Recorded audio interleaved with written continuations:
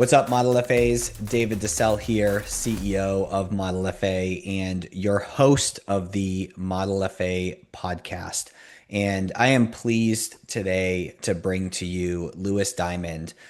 Lewis is the go-to consultant for elite financial advisors navigating transitions, entrepreneurs with their sights set on launching an independent firm, and business owners contemplating M&A opportunities. He is known for his sharp business acumen and analytical mindset. He brings clarity to complexity, helping advisors make confident decisions that shape their futures. He's serving as a trusted guide to those evaluating how best to serve clients while maximizing long-term enterprise value. He also advises independent business owners on scaling through mergers, acquisitions, and strategic recruiting with deep experience in multi-generational business and succession planning. He is the CEO of Diamond Consultants, leads the firm with a growth-focused vision, ensuring every client engagement reflects the same dedication and strategic insight he brings to the advisors he served. And before I officially welcome you, Lewis, I first want to say thank you. I think we were sort of double referred by Jerry David C., Michael Henley, both of which we both work with. So Jerry and Michael appreciate you, but Lewis, officially, welcome to the show. Thank you so much. Yeah, I mean, I think you're setting my expectations high here with that with that bio read. So hopefully I can live up to it a little bit. Well, don't let us down. We can always scrap the episode if you don't live up to it, but I think we'll be good. Let's do it. And you're in Utah, right? That's right. Yeah, I live in Park City, Utah, but our brick and mortar is in New Jersey. So a little bit of a confusing split. That's funny. I was in Utah. One of my friends, he used to be for a number of years. He's since gotten into consulting, but he used to be the chief operating officer of The Chosen, and it was his birthday out there. So we made a little family trip with my father-in-law, and it was wild. We went. I forget the exact location, so don't ask me. But we were staying in Salt Lake City. No snow on the ground. This was in like February or March, I believe. And then we drove 30 minutes to go hiking, and there was snow on the trails, like up to like the street signs or whatever they had over there. And my wife at the time was, gosh, maybe 4 months pregnant. So we were risking it doing that hike with her. I'm But sure she was very happy with you. oh yeah, I do love Utah. It's beautiful, man. You're driving on the highway and there's just a 360 view of mountains. It's like it's magical. It's a cool place to live, not gonna Yeah. lie. Sweet. Well, let's walk through. So Diamond Consultants, for lack of a better way to put it, as I look at your head count is big.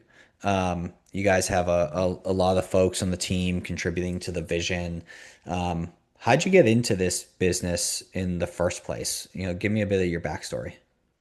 Yeah, so the backstory starts with my mom, Mindy. So my mom founded our company in 1997. She was a recruiter in a different industry, left the workforce to raise my brother and I for a period of time, and then was kind of itching to get back in the action. So just started making cold calls for her friend Ed, who was a branch manager at Morgan Stanley at the time, and it kind of blossomed from there. So very early on in doing that, she recognized that the typical recruiting playbook, which is let's sell people on things, let's be transactional, let's close deals, it just didn't feel right to her. And it wasn't resonating with brokers, I guess we called them at the time, in the way that it worked with accountants or folks in other industries. So she really created our philosophy today, which is really recruitment consulting, where we work with experienced financial advisors and teams or independent business owners. And we are recruiters. We're paid like recruiters. We help people find new jobs, launch independent businesses, et cetera. But we do it in a consulting capacity. So we work with over 500 different firms and we consult with advisors on all the different options they might have. And everything starts with what's best for the advisor, what are their goals, what are their aspirations, et cetera. So yeah, she started a business, was extremely successful, and her reputation was unimpeachable. I joined the business 11 or 12 years ago from the consulting world. Kind of just started from the ground up as a kind of our rank and file recruiter. Became an executive vice president and then president, and then we orchestrated a multi-year succession plan between my mom, my brother, and I. And I became CEO in June of this year. So family business, but kind of how it was built, how we got there is a little bit different. I'm glad it was part of a succession plan, not a hostile takeover. It makes Thanksgiving pretty Exactly. awkward. Yeah. um, I will say, secondhand, I know you do good work. So, Jerry, as he was building out his team, um, I said, hey, I got a recruiter that I know really well that I'd like to introduce you to. And Jerry's always open to my introductions, ends up doing business with them, whether it's a tool or a service provider. And this was the only time that he said, hey, thanks, but like I have someone that I like and trust and I'm gonna work with them. And I was not like taken aback, but I was surprised because he's usually very open to it. So not only does that tell me that you do great work because that person was you that he was working with, but also it tells me that you do a good job relationally as well, Thank you. where there's I think one of the most powerful emotions, my business partner Dan says this all the time, but one of the most powerful emotions is guilt, and if someone's at the point where they'd be guilty not utilizing you, you have a good relationship. I like that. I don't want anyone to feel guilty. That's not the emotion I hope to invoke. But yeah, I mean it's kind of cool. I mean we've done our kind of brand of recruiting for close to 30 years now. But just this year we started a retained executive search part of our business. So helping existing RIAs, wealth management firms in general, find talent, whether it's an advisor without a book or a COO or a chief growth officer, et cetera. And the kind of the what sparked it was we helped launch all these amazing businesses. We have these great relationships, and typically once we transition someone, we will stay in touch on a friendly basis, but from a business standpoint, we're kind of done. So it was a way to continue to serve and help grow firms that we helped launch in the past. So that's kind of how it worked with someone like Jerry, and we're very excited about what this side of the business means for us. So, I want you to unpack the word recruiting a bit because I think that I'm missing the mark in my mind. Because when I think of recruiter, I think of someone like Jerry who needs a service advisor, who needs an admin.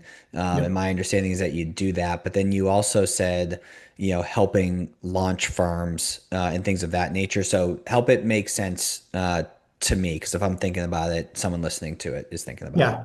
So I'd say 99% of recruiting is more akin to what I said around the retained executive search, where a recruiter is hired or retained by a firm, whether it's Amazon, Meta, Google, et cetera, or Wells Fargo. They retain a recruiter to help fill a certain role or specific roles. So that recruiter then goes out, surveys their network, does outreach, all those annoying LinkedIn messages advisors get, et cetera, to help find the best possible person for that firm. That's how most recruiting's done. And that's how we do it on the retained side. Where our traditional recruiting model is quite different is we're paid like recruiters, meaning a hiring firm, a custodian, a platform, a buyer pays our fee, but we run it more as a consulting or even like a sell side M&A process where we have open mandates, if you will, with over 500 different firms, ranging from the big wirehouses to regional banks to RBC and Raymond James to Schwab, Goldman Sachs, creative planning, et cetera. And our job is to match what we know those firms are looking for with what an advisor's goals are. So because we have all these relationships kind of plug and play, we can really sit on the side of the table of the advisor and say, hey, you're looking for more control. You want amazing AI tools. You want a big check up front to move. You don't want to retire for 7 years. You want a firm that's going to invest in you, like whatever the punch list is. and then we'll brainstorm with them and come to them, hey, here's the 3 to 7 different firms that we think are going to meet your needs, and let's kind of run the process from there. So the end result is similar, where we're helping people change employers or do something different with their careers, but our process, our objectivity, and I'd say the work product looks a little bit different. Yeah, I like that you're taking more of a consultative approach to recruiting. So now let me ask, from like a pricing perspective, is the advisor who say is looking for a change? Um, maybe they're looking to go from Morgan to Merrill, or maybe they're looking to go from Merrill to Independence, whatever the circumstance is. Um, is the advisor paying you anything, or it's all contingent upon where they land and that custodian or that aggregator paying you? Yeah, like 99% of the time, we're being paid in the event someone decides to move their business, move their practice, move their team, et cetera, to whatever firm. And then that firm pays our fee. We do oftentimes charge a refundable retainer, more of a consulting retainer, depending upon the circumstances, where if we do consulting work for someone, they decide not to move, we would keep the retainer, which is fairly nominal. And then if they decide to move, make a change, et cetera, we'll cut them back a check for the retainer or donate the retainer to charity. That was surprising, but delightful to hear that last piece. Yep, a Um, little different. and it's probably helps you protect your team's time for people who are actually serious, not just, some tire kickers that are poking their nose out, but they're not Yeah, I ready mean yet to take the that's definitely step. part of it. I think the bigger thing is I came up with this approach from what advisors do with planning fees. Like a lot of advisors will charge a planning retainer in the beginning of a relationship, even before they're discussing managing a client's assets or handling their investments. It's kind of similar. And my big takeaway reason I did it was I found that people value advice more if they're Hmm. paying for it, even if it's a fairly nominal amount that wouldn't keep our business operating. And it's not really a consequential number to us. It's more so that everyone has skin in the game, and then we are compensated for our consulting work, intellectual capital, et cetera, if someone decides to move or pursue a path that we're not representing them on. So I'm sure, depending on the channel that the advisor is in, wirehouse, broker dealer, independent already. There's nuances with the challenges they're experiencing that are causing them to make a shift. But what are some of the like common things that maybe are consistent regardless of where they're at currently, that you come across advisors, struggling with, and how are you helping them think through overcoming those? Yeah. I mean, it's almost every advisor pain point, regardless if you're at UBS, Raymond James, LPL, you're running an RIA. The pain points or frustrations are almost always tracked back to 3 words: freedom, flexibility, and control. Again, freedom, flexibility, and control. And the way advisors experience these things is different depending upon the firm. Some have very visceral reactions to some of the pain points or frustrations they're having. And obviously, the degrees of magnitude are different. If you're an employee of a firm and your firm doesn't support you in marketing versus you're independent and you have your own brand and your firm doesn't support you in marketing, as an example. But we can pretty much trace advisor pain points to these three categories. So freedom, meaning I have the ability to serve clients the way I want to without impediment. I have the ability to really like call my own plays. That's freedom. Flexibility is I can offer investments, technology, solutions for clients. I can compensate my team in a way that makes sense to me, et cetera. And then control often traces back to compliance, like can I get fired? Am I feeling vulnerable, et cetera. And there's some crossover with the words, but I'd say regardless of the model, the push factors tend to be traced back to freedom, flexibility, and control. That makes sense. What's your if someone were to work with you, like what does your process look like? So you just use the example of a nominal retainer that gets refunded if they move the assets over, quote unquote.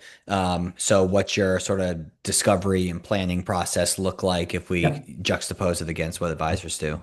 Yep, exactly. Yeah, it's very similar. So we have a seven-step consulting process that we try to bring every advisor through. It's not so rigid, like you got to complete step one before we can do step two. It's not like that. It's more of a framework. But the beginning of every process is education. So usually phone calls, Zoom meetings, etc., where we're just kind of their personal Wikipedia. Like, hey, like what's the difference between this firm or that firm? Like, why are people going independent? Like, do I have the scale to be an RIA? What are deals like? What's the value of my business? How do I move if I'm part of a non-protocol firm? Just making them really comfortable with just everything surrounding the industry, a transition, et cetera. That's step one. We'll take as much time as they want doing that. Step two is more of a assessment.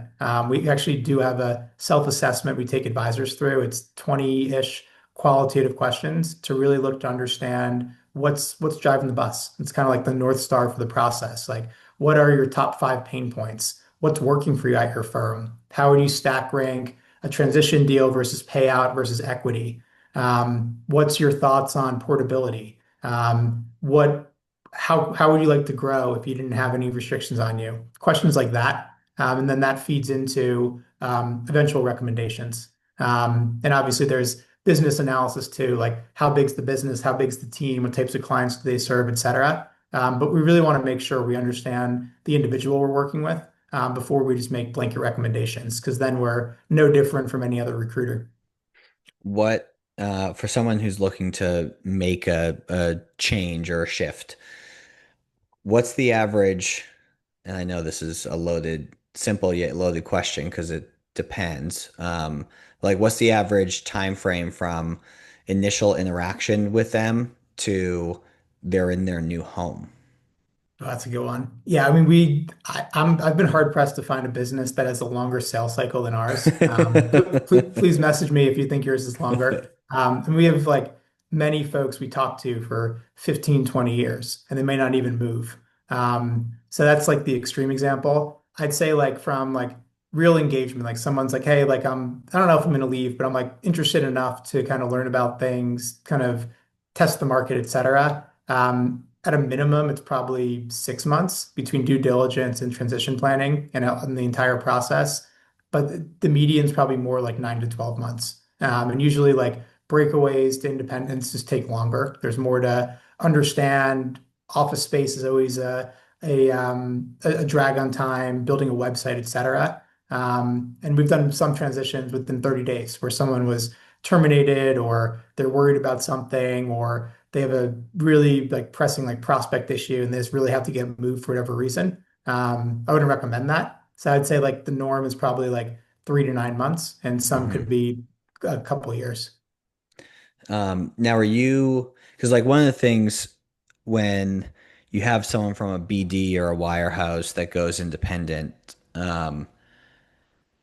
it's like a toy box of technology Mhm. Yeah. that they have to choose from. I mean, just looking at the Kits's tech map, Yeah. it's like where do you even start? Like, yeah, it's helpful to see it all in one place, but it's also like highly confusing Yeah. and highly paralyzing, right? A confused mind says no.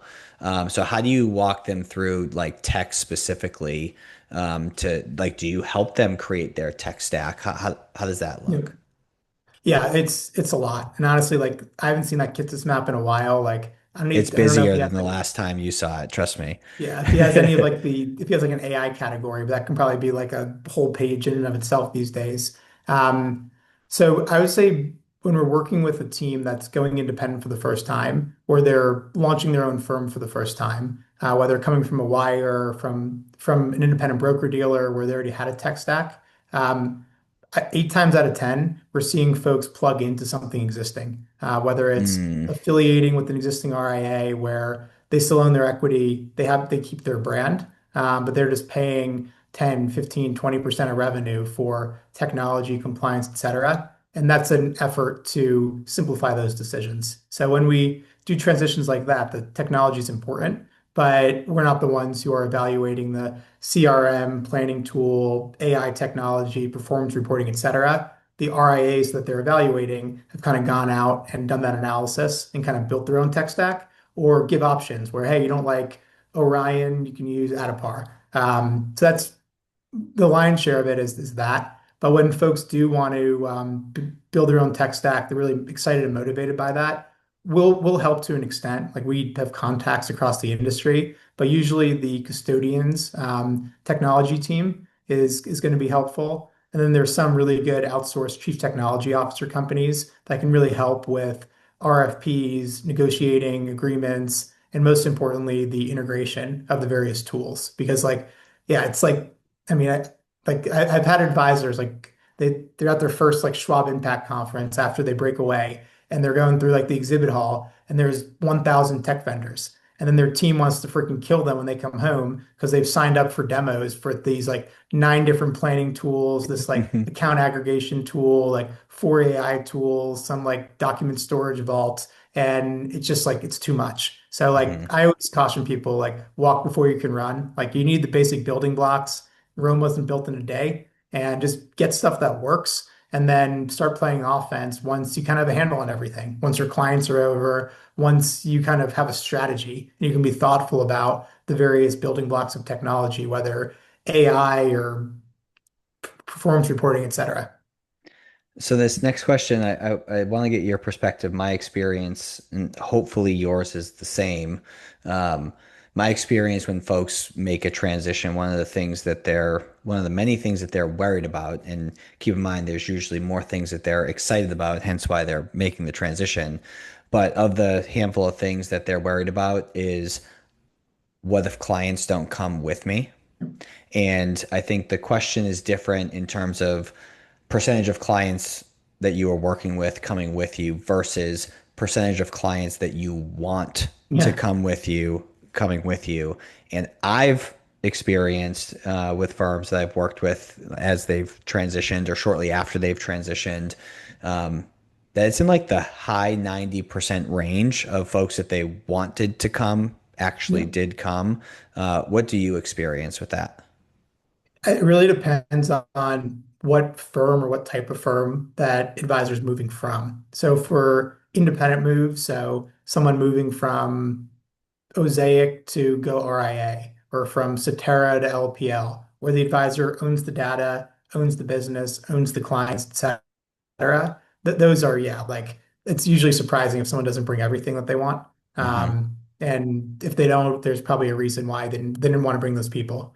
For more of like a breakaway transition or any move from like a wirehouse, a bank, etc., our experience is more like 85% is kind of like the base case that we'll tell people. But realistically, it's probably 90 to 95% of what they actually want is going to come within 3 to 6 months. Hmm. Everyone's always worried about being like the outlier, right? Like I always say, like if everyone knew with certainty they'd bring over 85% of their book, I would have been retired like 7 years ago. It's kind of it's like the loss aversion principle. I'm not a psychologist, but I like that philosophy where people value the downside more than they value the potential upside. And that's kind of what we see with transitions is everyone's heard a story, whether true or not, about so and so didn't bring their book. And that's what keeps a lot of people in their seat is the fear of being kind of the downside story that people tell. Yeah, I'm sure a lot of your consulting is unpaid and unlicensed therapy work as Oh, well it's during absolutely. during Yes. certain times. Yeah, I mean, we're like part recruiter, part investment banker, part friend, part life coach, part therapist. Sometimes people ask us legal questions. I haven't got a medical question yet, but yeah, we wear a lot of hats.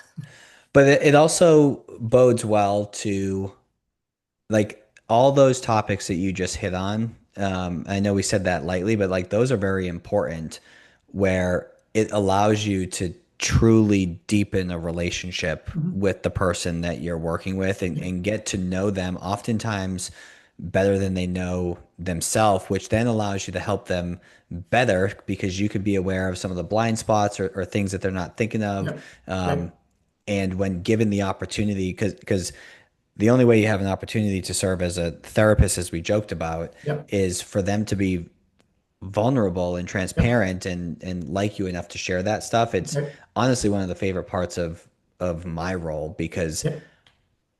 you're able to help with the actual thing that they need help with, which is breaking through some sort of barrier, That's right.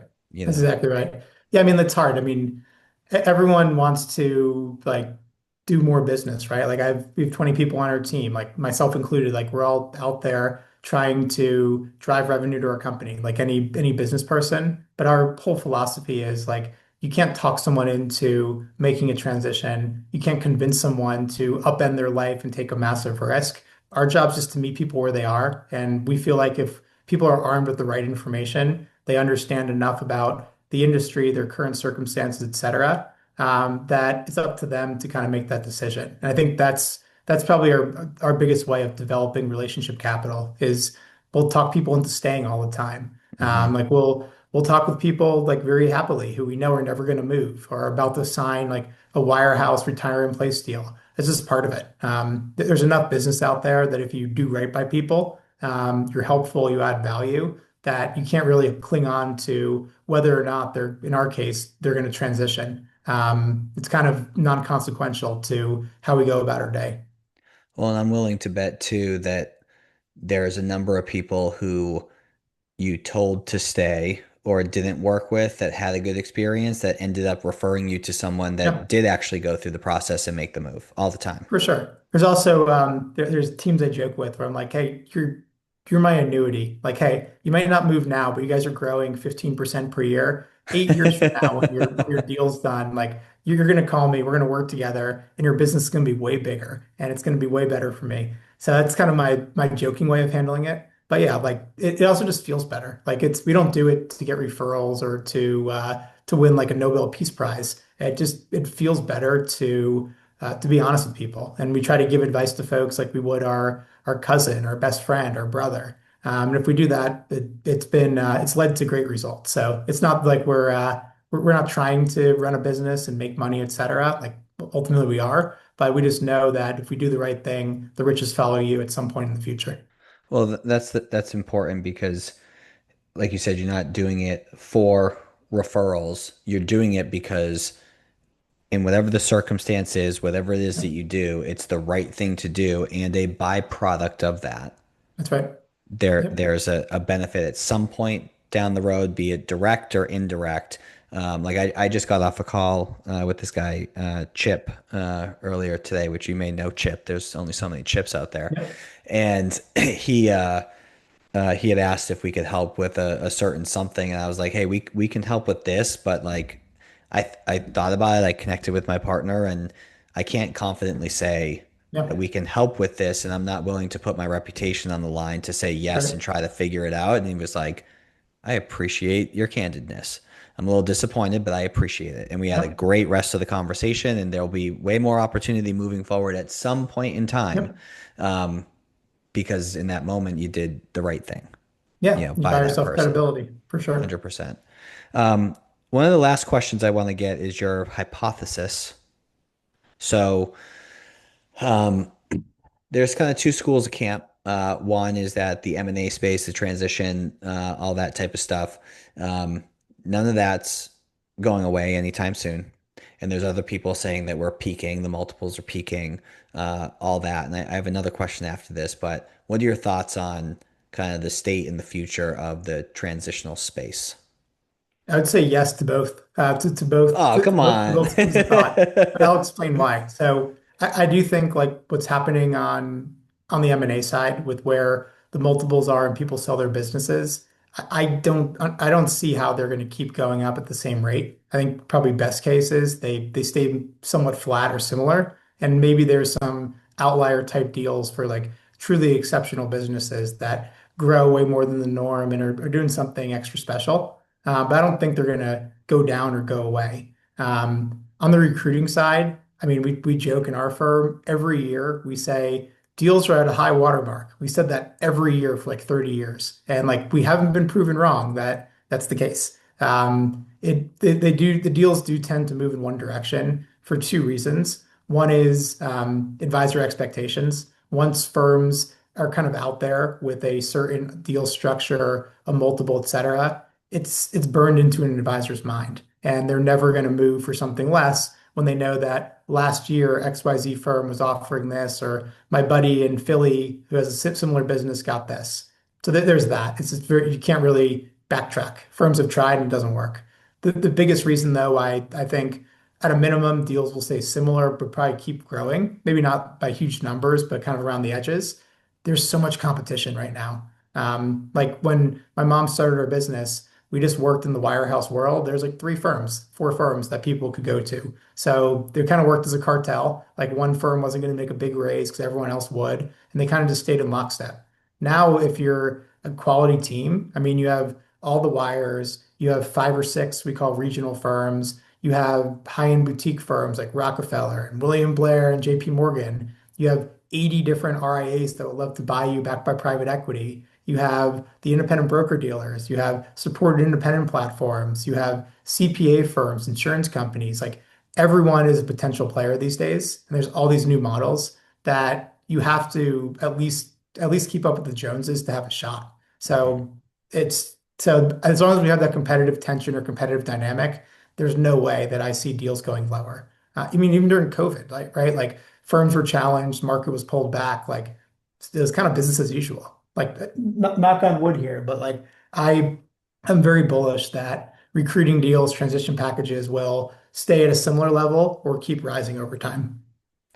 Now, my thought, so let me try to make sense of this, and I want to get your perspective before we hop off. So there's been sort of a ton of transitions, say, to go independent. And as a result of those transitions, these aggregators have formed Yep. in the RIA space and effectively becoming mega RIAs and sometimes becoming exactly why the advisor left. Yeah. So my theory is that there'll be another mass exodus from those mega RIAs back to sort of actual independence, so Yep. to speak. Do you agree with that, or am I off base? What are your I, I, thoughts? I completely agree. Yeah, I would argue too that some of these huge RIAs, if you're an advisor, you have less freedom, flexibility, and control at those firms than you did maybe 15 years ago when you're at UBS or Goldman Sachs or Merrill. The really good big RIAs, they standardize investments. They have one planning process. They look to scale their offering and provide a very similar service to any client of the firm. And that just means less creativity or problem solving ability for the underlying advisors. So it hasn't happened like I'd say at scale yet, but you see like every couple of weeks there's some TRO against an advisor who was part of a firm that sold to XYZ RIA, and that advisor wants to break away to go independent, go to a big firm, and essentially like regain their independence. So yeah, I think it's early. Like to me, like the private equity firms, like something they don't care about that type of attrition. It's more so that it's almost like that's the next guy's problem.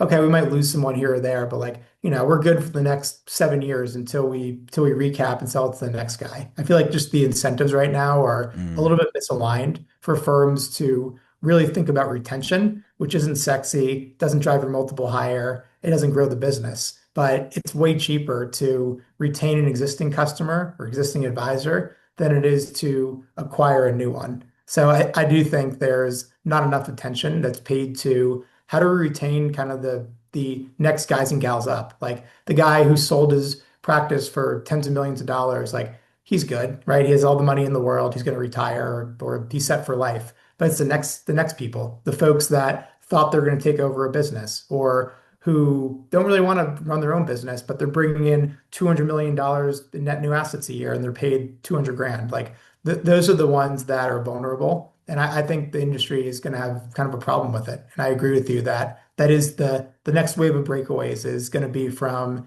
existing large RIA firms or aggregators. And the wirehouse breakaway movement will continue. But I think a bigger, more important one is going to be what happens on the RIA side. Well, it sounds like you'll be able to stay in business for a pretty long time as the yo-yo sort of comes back, or the pendulum comes back, I Yep. should say. Well, Well, Lewis, this has been great. If I'm listening to this and I'm curious to learn more about you guys, learn more about your team, learn more about how you can help. If I'm starting to dip my toe in the water of wanting to make some sort of change, uh, where can I find you guys? Thanks for the question. So we do a podcast as well, the Diamond Podcast for Financial Advisors. So it's free on all the podcast mediums. We just interview folks, industry leaders, advisors, and it's a good way to kind of learn about things. Or if you have direct questions, our website is diamond-or-consultants.com. And you can always feel free to hit me up on email, LinkedIn, etc. All my contact information is on our website. Sweet. Well, Jerry and Michael, if you're listening to this, appreciate saying good things about Lewis and getting us together on this podcast. Lewis, I appreciate your time, your insight, especially on the Friday afternoon. So thank you for hanging out and for everyone tuning in. Appreciate your time and attention. But Lewis, hope you have a great day and appreciate you. Thanks, David. Appreciate it.